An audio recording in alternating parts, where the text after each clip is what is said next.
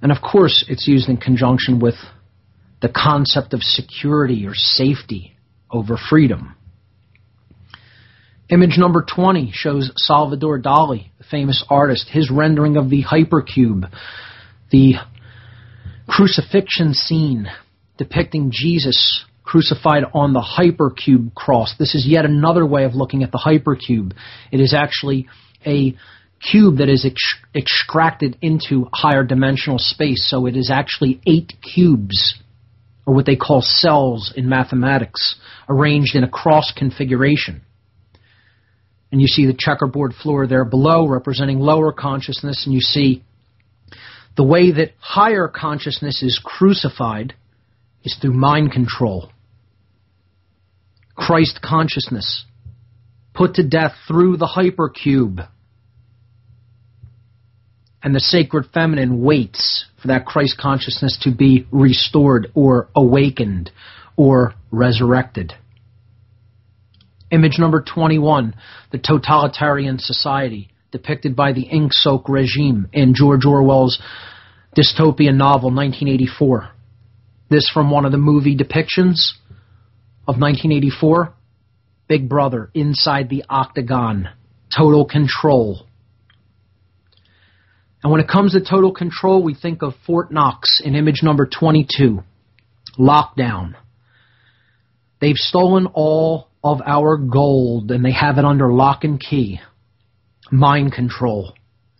Think about it from a symbolic perspective. The dark occultists have stolen all of our alchemical gold, our real money, our real Mon I, the one I, the all-seeing eye within us all, the connection to higher self. And that's the only way they can build their totalitarian police state, with people who don't understand the connection to higher self because they are under mind control and all of their gold has been taken. Let's go to the phones. Larry in Louisiana. Larry in Louisiana, you are on What on Earth is Happening. Are you there? Me? Hello, Larry. Yes, can you hear me okay? There you go, I can hear you now. Okay, good. In your dealings with the occult, did you get an offer for whatever wish that you would have to sell your soul? And did you get a image of an aberration or a spirit or an angel who came to you with a hooded cloaked robe with a papyrus paper in one hand rolled up and a quill pen in the other, and all you had to do was etch yourself with the quill pen and ink it with blood and sign that paper and hand it back? No, I did not. No, on both accounts. I came to the occult willingly, as most of the people who come in from the outside do. They're put through a rigorous psychological profiling to see if they have an underlying psychopathic tendency, not necessarily being genetic psychopaths, but have a tendency towards psychopathy.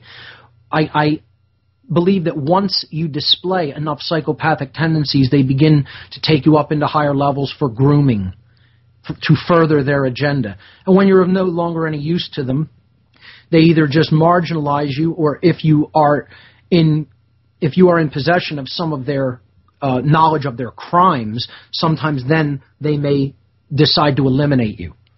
This not being the case in my instance, they just said, go and do whatever you want, and we're going to ignore what you do because you think you're going, like I said, the attitude was you couldn't possibly hurt us by just divulging this to people who are dumber than a brick. In all honesty, they think they have this place on such total lockdown that they have nothing to worry about. And, maybe it's just my innate negativity, but I don't really see any signs of their grip of control changing. I mean, I want to hear a cop call in and tell me he's quit his job and done something else in right livelihood, or a soldier who has said, I saw all of this and I quit. Now, soldiers, definitely, there are signs of them, some of them waking up and leaving the military because of things that they have seen. I want to see a cop who is getting paid on a regular basis, maybe had a pension coming, and said, I'm up and out of here because I know who ultimately owns this institution. I haven't seen it. As a matter of fact, they're 10 times more gung-ho than any military. But no, I've never seen apparitions or conjured demons myself. Again, my involvement was more in an ideological nature in the occult. Here we go. Caller from Eureka, California. You're on What on Earth is Happening? What do you have for us? Caller, are you there? Yes. Yeah. Hi, Mark. Love your show. Thanks for speaking the truth, man. Thank you.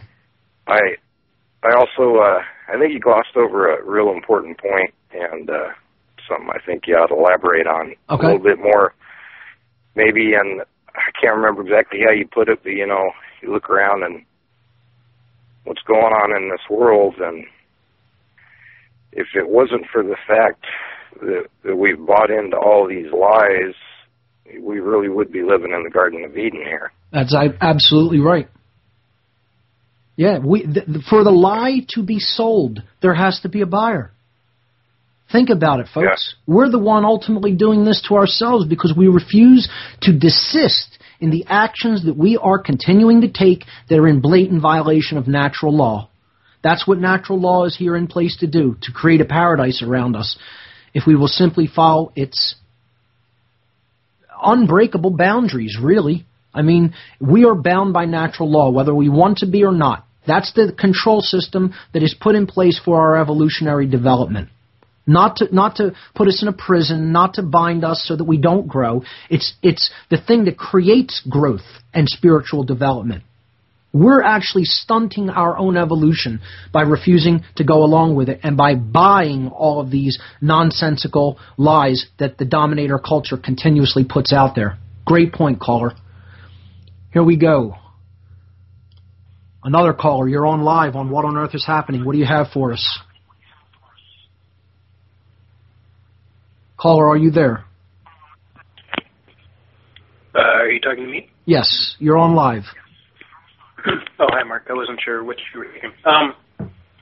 Very quickly, I started listening to you after your first interview on Gnostic Media, yes. And I've finally worked my way through all of the former podcasts. In talking about, like,